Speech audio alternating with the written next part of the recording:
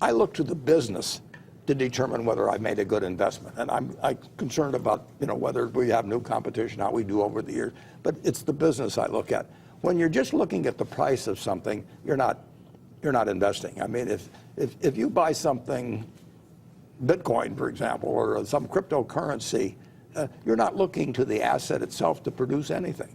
If you buy an apartment house, you're looking at how the apartment house does. If you buy a farm, you're looking at the farm does. If you buy a whole business, you're looking at how the business does. If you buy a part of a business, why shouldn't you look at how the business is going to do? But people get charmed by lots of action and the fact that things are liquid and all of that. And it does have repercussions back into the market. Some people should not own stocks at all because they just get too upset with price fluctuations. If you're going to do dumb things because your stock goes down, you shouldn't own a stock at all. No, I mean, what are dumb things? Selling a stock? Yeah, selling a stock as it goes down. I mean, if you buy your house at $20,000 and somebody comes along the next day and says, "I'll pay you 15," you don't sell it because the quote's 15.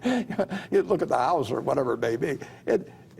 But some people are not actually emotionally or psychologically fit to own stocks. But I think more of them would be if you get educated on what you're really buying, which is part of a business. And the longer you hold stocks, the less risky they become. Whereas the longer the maturity of a bond, the more risky it becomes.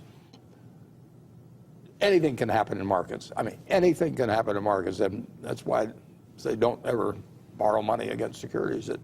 Markets don't have to open tomorrow. I mean, you can have extraordinary events. So I think to some extent, you can get some of the instruments that people don't understand very well that have a lot of firepower in them. Like and the volatility index can and trigger. things that are tied to that. The idea of people taking a position, and they're gambling, they're not investing.